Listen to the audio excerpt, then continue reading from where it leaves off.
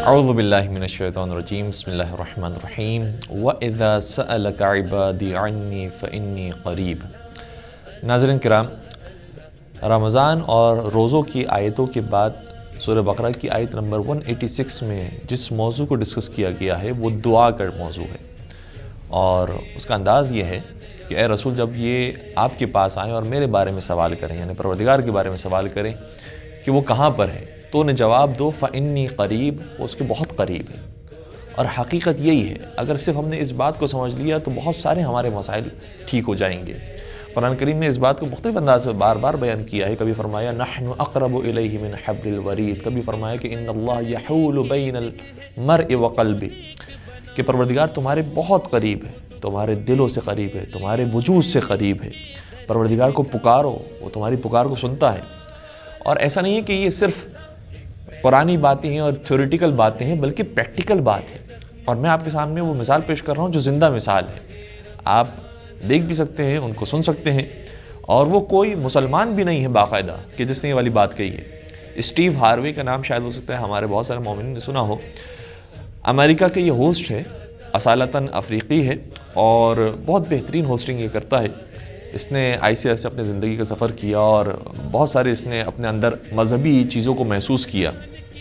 اس کے بعد ایک پروگرام کے اندر وہ یہ بات باقاعدہ بیان کرتا ہے، اور میں آپ کی خدمت بیان کروں کہ ایسے اتنا ریلیجس ہو گیا، ویسے یہ کرسچن ہے لیکن اتنا ریلیجس ہو گیا کہ مسلمانوں کی مسجدوں میں آیا ہے، مسلمانوں کی مسجدوں سے بڑا متاثر ہوا ہے، مسلمانوں کے سجدوں سے، نمازوں سے بڑا متاثر ہوا ہے،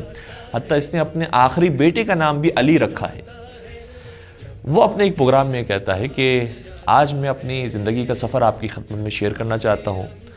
کہ میں جب جوانی میں تھا بہت محنت کرتا تھا، بہت کوشش کرتا تھا، لیکن میں کامیاب نہیں ہو سکا، اور لوگ مجھے دھتکارتے تھے۔ افریقی تھے، یہ پسند نہیں کرتے تھے، نہیں سنتے تھے مجھے،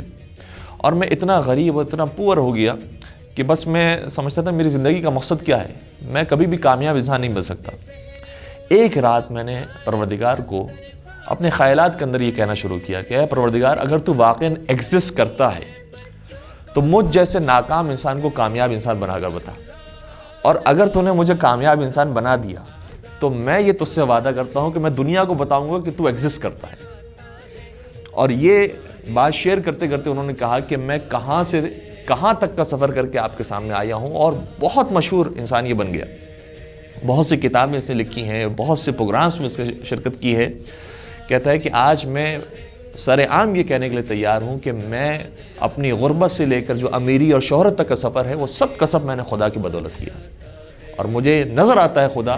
کہ میری زندگی میں کتنا اس نے اثر کیا ہے اور کتنا مجھے تبدیل کیا ہے۔ بات یہی ہے کہ کبھی کبھار انسان جب فیل ہو رہا ہوتا ہے اور ناکام ہو رہا ہوتا ہے تو اس وقت خدا کو بہت پکارتا ہے، لیکن کمال یہ ہے کہ جب کامیاب انسان بن جائے اس وقت خدا کو یاد کرے، اور اس وقت اس سفر کو فراموش نہ کرے۔ انہوں نے ظاہراً اسی پروگرام میں یا کسی اور پروگرام میں یہ بھی بات بیان کی ہے جو کافی پوسٹ ان کی وائرل بھی ہوئی، کہ پروردگار پسند کرتا ہے کہ اس کے بندے کامیاب ہوں،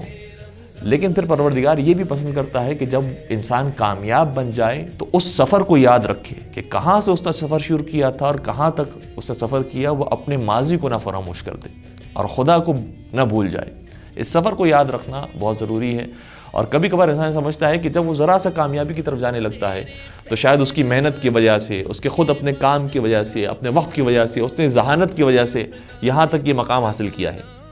لیکن جو یہ سوچتا ہے اور محنت کے بھروسے کے اوپر اپنی کامیابی کو تلاش کر رہا ہوتا ہے وہ وہیں پر رک جاتا ہے۔ لیکن جو اس بات کو یاد رکھتا ہے کہ پروردگار نے مجھے یہاں تک پہنچایا ہے، میں نے پروردگار سے وعدہ کیا تھا کہ اگر تو نے مجھے کامیاب کر دیا تو میں نماز شب پڑھوں گا، اگر تو نے مجھے کامیاب کر دیا تو میں اول وقت کی نماز پڑھوں گا، اگر تو نے مجھے امیر انسان بنا دیا تو میں اپنی آدھی دولت غریبوں میں تقسیم کروں گا۔ تو اگر انسان اپنے ان وعدوں پر عمل کرے گا تو مزید پروردگار دولت میں اضافہ کرے گا، شہرت میں اضافہ کرے گا، اور مزید کامیابی دکھائے گا۔ لیکن جہاں انسان نے سوچ لیا کہ میں تو اپنے محنت کے بلبوتے پر یہاں تک پہنچاتا، تو پھر پروردگار بھی کامیابیوں کے راستوں کو وہیں تک محدود کر دے گا اور اسے بتائے گا کہ تمہاری محنت تمہیں کہیں نہیں پہنچا سکتی جب تک کہ تم ہمارے وسیلے کو اختیار نہ کرو۔ والسلام علیکم ورحمۃ اللہ وبرکاتہ۔